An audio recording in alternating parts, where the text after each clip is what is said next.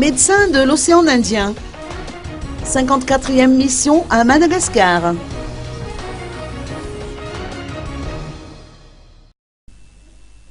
La 67e mission de l'association Médecins de l'océan Indien s'effectuera sur le sol malgache du 2 au 20 novembre prochain.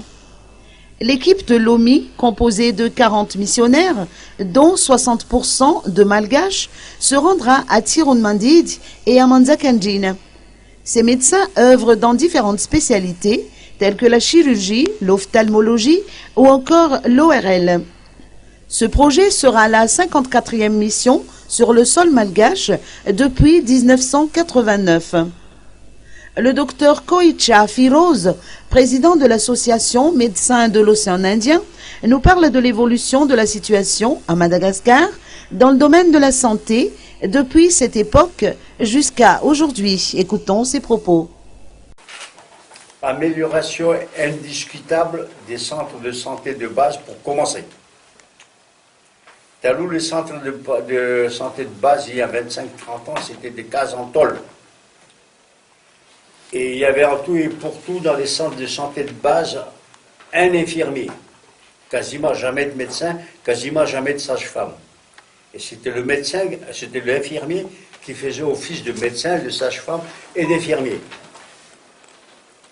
Deuxièmement, il y a 25-30 ans de cela, dans ces petits centres de santé de brousse, j'ai vu dans des casseroles, on faisait bouillir le seringue à usage unique et les aiguilles.